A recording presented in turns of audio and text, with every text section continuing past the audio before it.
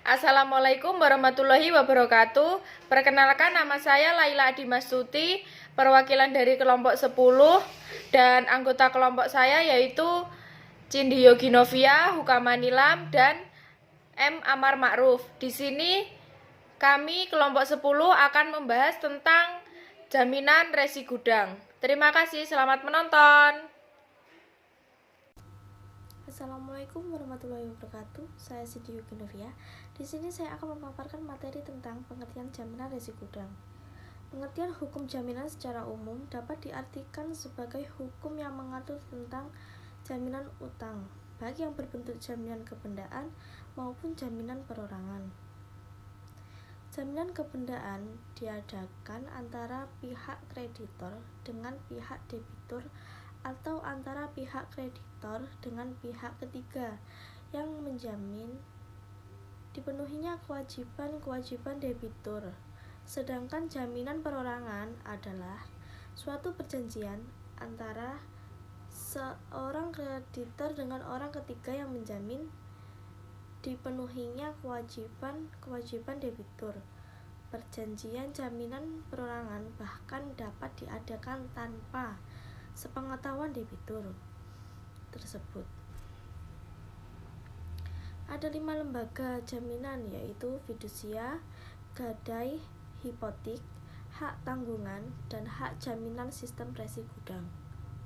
Salah satunya lembaga jaminan resi gudang.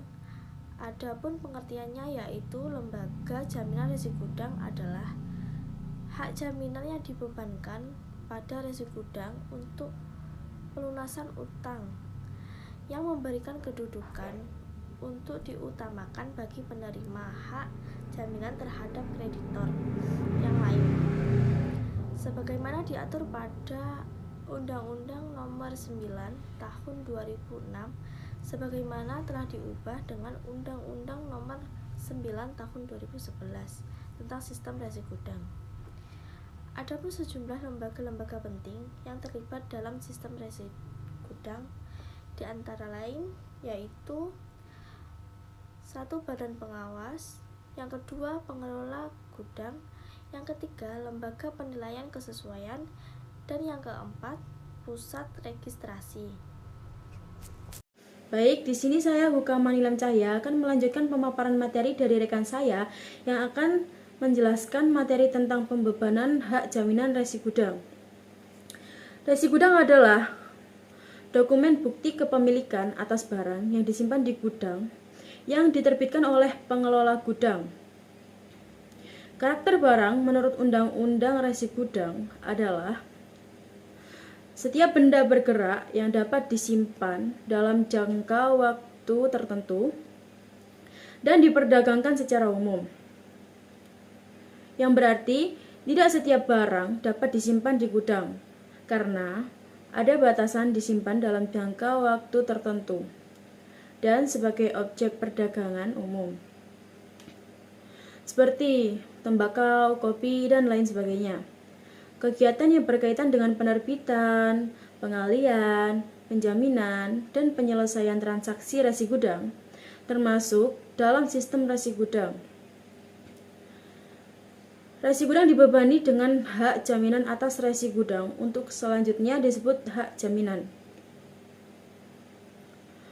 Bentuk perjanjian penjaminan resi gudang berdasarkan pasal 14 Undang-Undang Resi Gudang dibuat dalam akta perjanjian hak jaminan.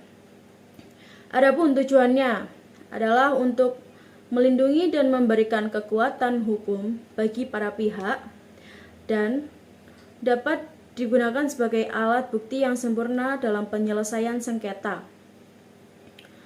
Makna dari akta perjanjian hak jaminan tersebut mempunyai dua arti yang berbeda, yaitu dapat diartikan bahwa akta perjanjian hak jaminan dalam bentuk akta di bawah tangan dan dalam bentuk akta otentik.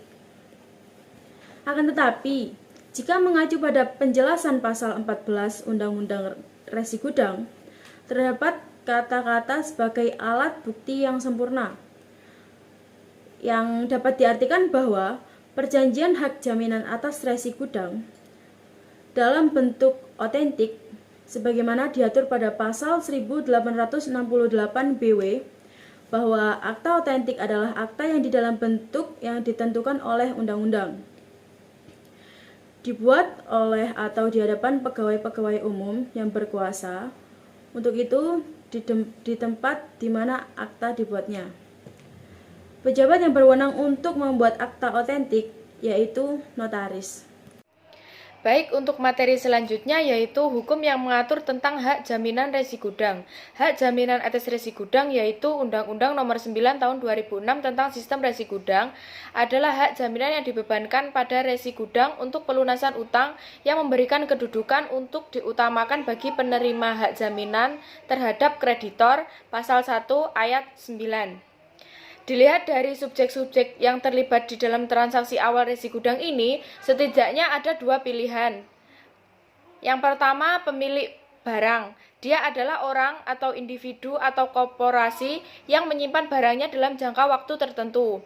Di dalam gudang, dia juga orang yang pertama kali akan menjadi pemegang dokumen yang disebut resi gudang tersebut. Kedua adalah pengelola gudang atau individu atau korporasi.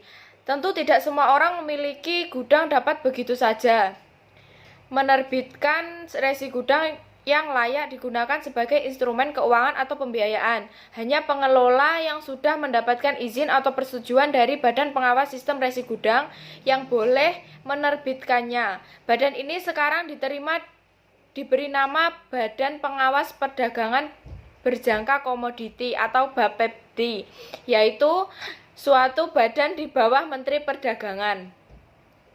Pengelola gudang adalah pengusaha yang bergerak di bidang pergudangan. Posisi pengelola gudang bisa sebagai pemilik sendiri dari gudang itu atau bukan pemilik, melainkan sebagai kepanjangan tangan dari pemilik gudang. Namun pada intinya ia harus orang yang berwenang menerbitkan dokumen yang disebut resi gudang. Terima kasih. Baik, di sini saya akan melanjutkan materi dari kelompok saya, yakni syarat resi gudang yang dapat dijadikan jaminan. Nah, di sini ada beberapa syarat. Yang pertama yakni objek berupa barang. Nah, barang bergerak di bidang pertanian yang hanya dapat disimpan dalam gudang sesuai dengan ketahanan pangan yang ditentukan. Yang kedua yakni pengikatan jaminan didahului dengan perjanjian pokok. Yang ketiga, pemberitahuan pembebanan resi gudang sebagai argumen sebagai pusat registrasi. Yang keempat, pembebanan jaminan melalui perjanjian hak atas jaminan resi gudang yang memenuhi persyaratan perjanjian yang memuat. Yang kelima yakni identitas para pihak pemberi dan menerima hak jaminan. Yang keenam, spesifikasi resi gudang yang diagunkan. Yang ketujuh yakni nilai jaminan utang. Yang kedelapan, nilai barang berdasarkan harga pasar pada saat barang dimasukkan ke gudang. Baik, materi saya sudah selesai, saya kembalikan kepada moderator.